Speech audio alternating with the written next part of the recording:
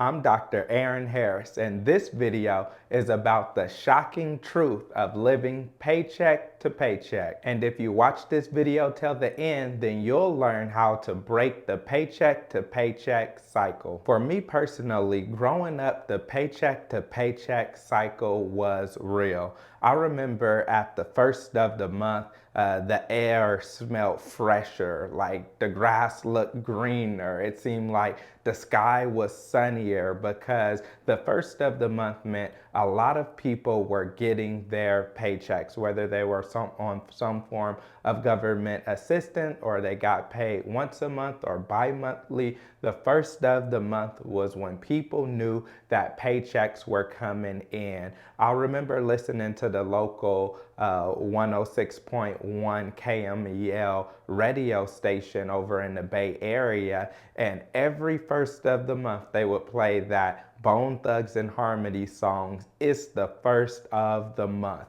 And I remember it being a time where friends and family members and neighbors were happy and excited about getting their checks. You went to the grocery stores on the first, and the grocery stores were jam-packed. You went to your neighbor's house or your friend's house or family member houses, and it was, their kitchen was just stocked up with a ton of food. And if you wanted to do something or go somewhere, then a lot of people had a lot of resources. So I knew on the first of the month, that's when you could ask for money for the movies. That's when you could go and ask for money for some new shoes. That's when some people wanted to get you some new clothes or put a little bit of money in your pocket. But then on the flip side, I remember the end of the month as well, where I may have family members, aunts and uncles that's asking me as a 10-year-old boy, oh, let me hold $10, let me hold $20.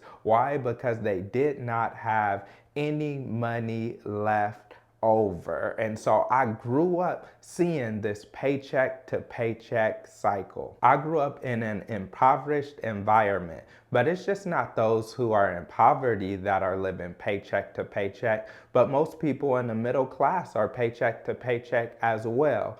In fact, statistics shows that about 64% of Americans are living paycheck to paycheck, and over 60% of millennials that make over $100,000, that's making six figures, are still living paycheck to paycheck today. Living paycheck to paycheck simply means you have little to no savings. It means you do not have enough money to cover your monthly expenses if your paycheck did not come in. It means if you got fired from your job, then you'll immediately be in a really bad situation. It means that you don't have an emergency fund of 3 to 6 months worth of savings in your bank account, and you are reliant and dependent on the money that is coming for your next paycheck. So next, let's dive into the causes of what causes us to live paycheck to paycheck, why most Americans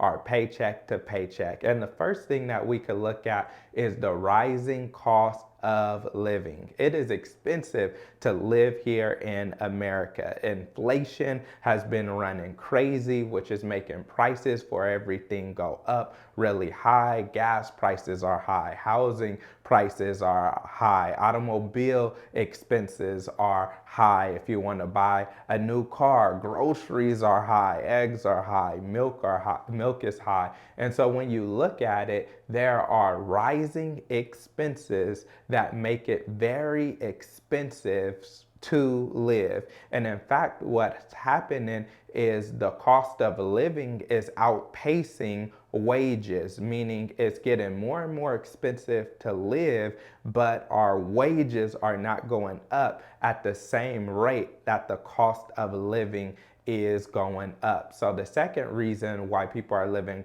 paycheck to paycheck is because of stagnant wages and not being able to make enough money. But I believe that it's not just about rising costs and stagnant wages, as most people would say, but I believe that our culture encourages people to live paycheck to paycheck. especially people that are on social media and you see friends, family members, and other people, famous people, people you don't even know, going on expensive vacations, and you think, oh, I want to travel and go on vacations. You see people on social media with their new cars, and you think, I want a new car. You see people buying their homes, and you're like, I want a big, nice, beautiful home. And so the culture that we have is a culture that encourages you to spend what you have on materialism, on material things. And so it does not encourage you to save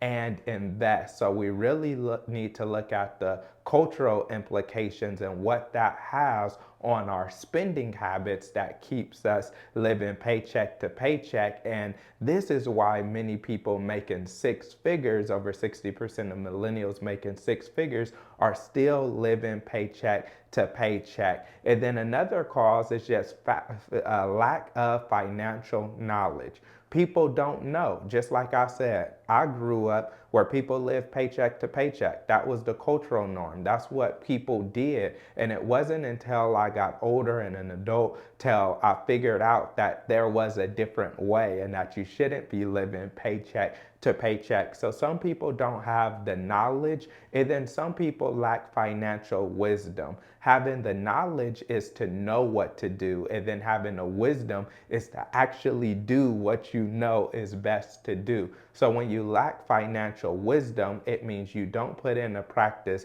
the principles that you learn. But that's why I'm here with this video, to help you next to look at how we can break the paycheck to paycheck cycle. The reason that you want to break the paycheck to paycheck cycle is because it causes you a lot of emotional stress and it takes a toll on you mentally. Yes, you get to buy things that you want and go places you want and do things that you want, but you're really one car accident or one automobile repair away from being in debt and being in real big trouble. You're one bad scenario, one financial emergency away from not knowing where you're going to live or what you're going to do or how you're going to make it. And that brings a lot of stress on your life because unexpected things happen.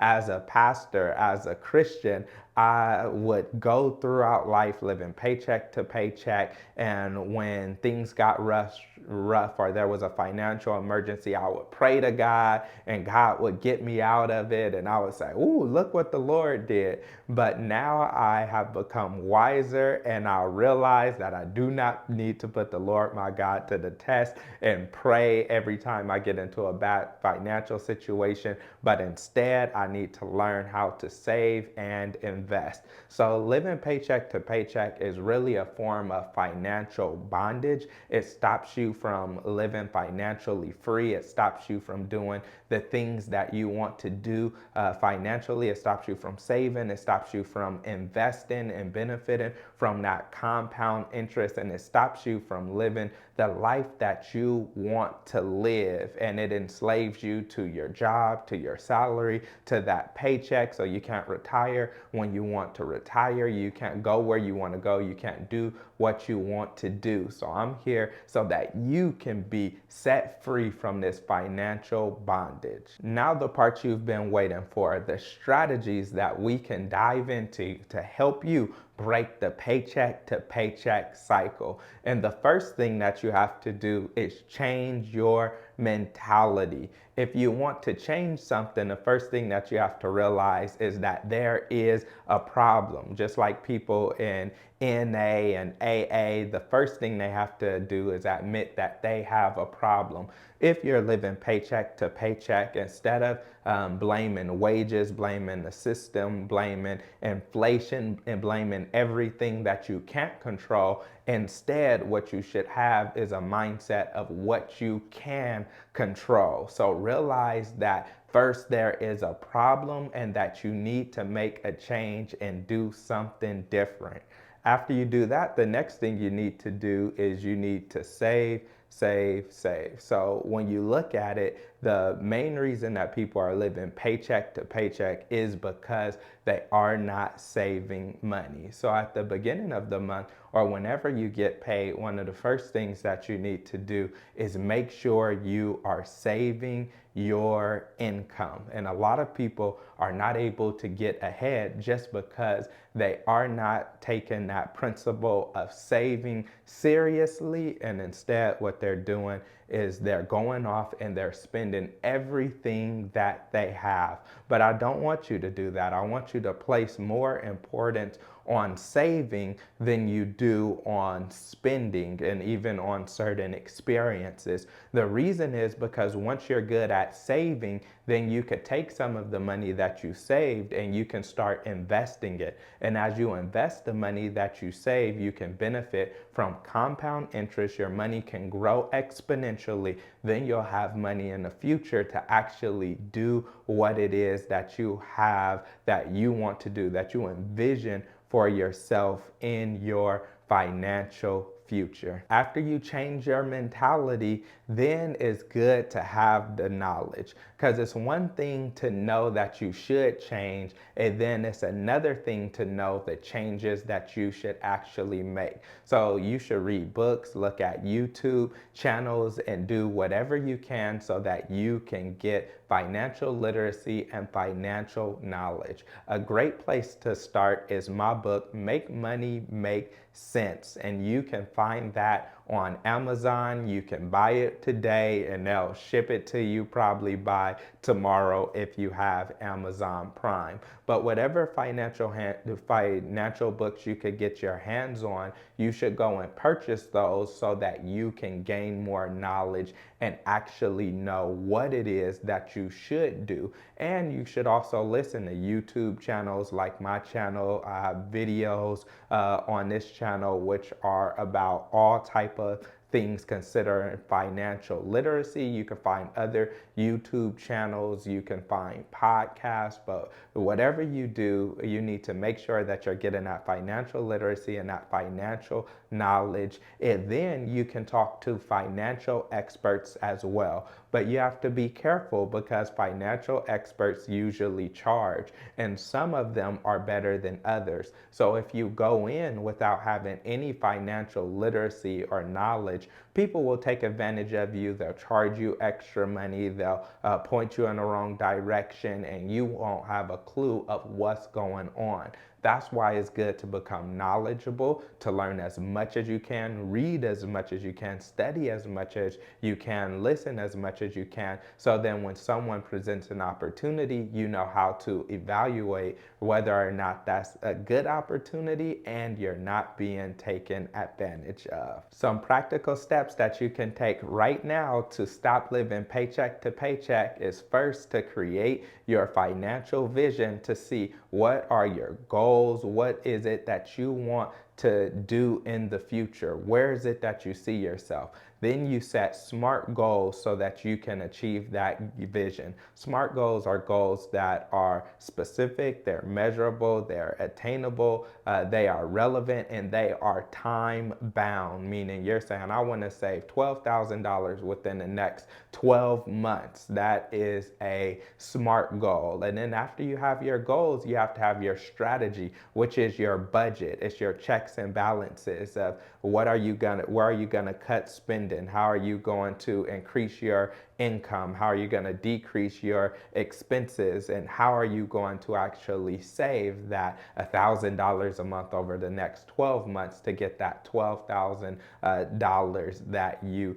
desire, whether it's 12,000, 1,200 or 120,000, you need to make sure that you have a budget. So if you enjoyed this video and you want more information on what you can do to stop living paycheck to paycheck, then I want you to click right here on my other video, which goes more in depth about breaking the paycheck to paycheck cycle.